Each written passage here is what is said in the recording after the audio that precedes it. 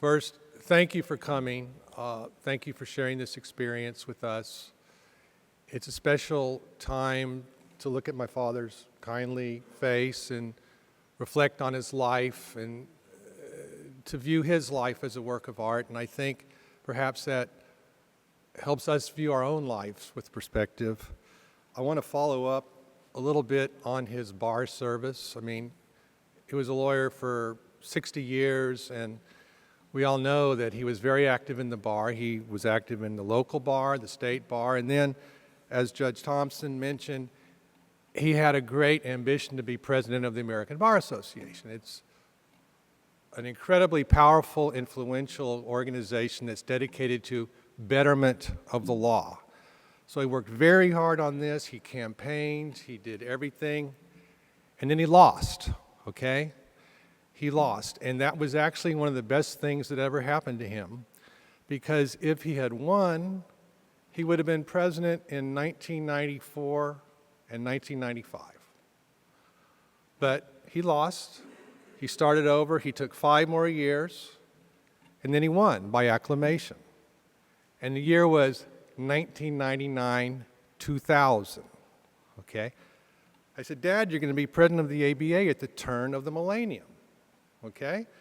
And I think the people advising him all recognize this. This was a historic time. The turn of the millennium was a time when we could really reflect on where are we going, what are our institutions, what are our values. And so from the beginning, there was a historical aspect to his presidency. Now, he was lucky for a second reason, and you've heard stories about London. We could talk about the London meeting forever, but that doesn't happen every year, okay? Normally, the ABA annual meetings are in August. They're in one place. That year, and I think this happens about every 15 years, there was a meeting in New York City in early July. Not a bad meeting, okay, New York City. And then there was a reconvention of the annual meeting in London. It was the top of the legal establishment of Great Britain and the top of the legal establishment of the United States of America, all coming together in celebration with amazing programs and connections that were made. So he had a bully pulpit, really one of the bulliest of the bully pulpits you can have, to be president of the American Bar Association at the turn of the millennium. So what did he do with it, okay? Dr. Spindle mentioned in passing something called his messages. Well, I'm going to show you, I have his messages here, okay? The president of the American Bar Association has the opportunity to give a message, I guess is the best way to say it. It's his counsel, his lessons for the profession. So you don't have to hear characterizations. I have his exact words here of what he thought was important. What should the legal profession be focusing on at the turn of the millennium? So his first message was entitled Our Millennial Mission. And normally when I try to find out what's important to someone, I look and see, well, what do they talk about first? That's usually their most important thing.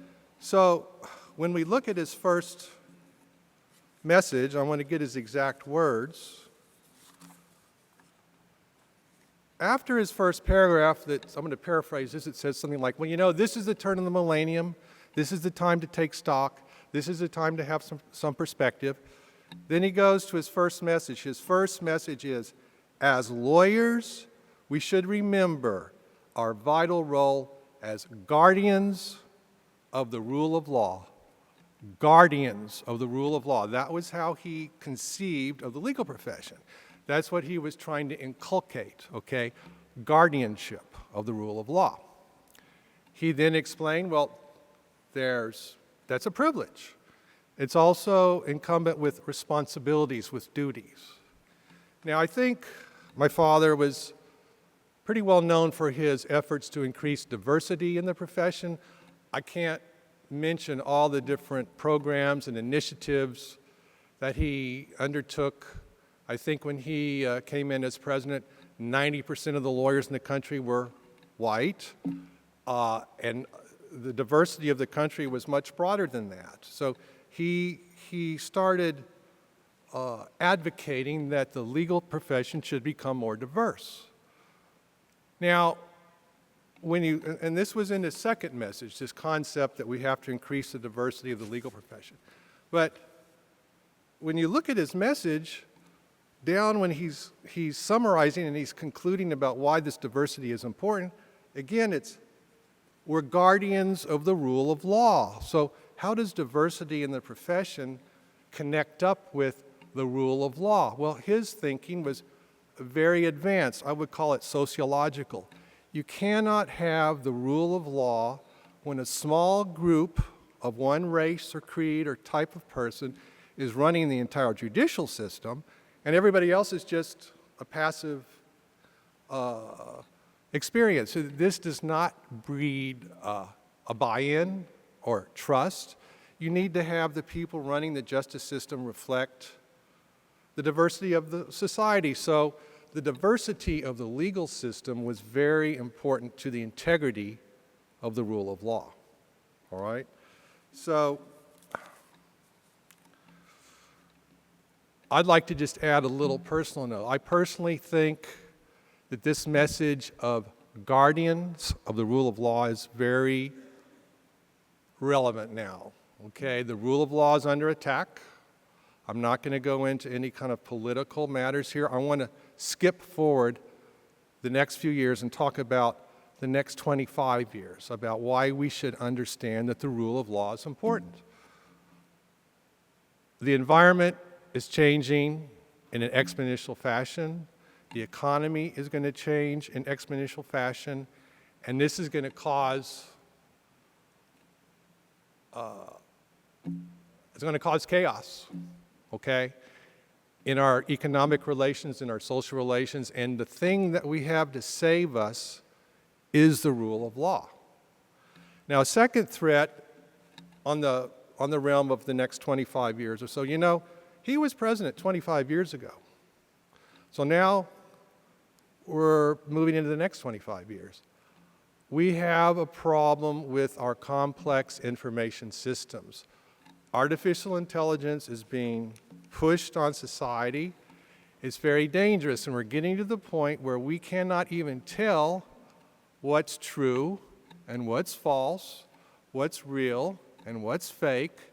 And these technologies also accelerate exponentially. Okay, so we know how bad it is now. Just think where it's going to be in 10 years, 15 years, 20 years.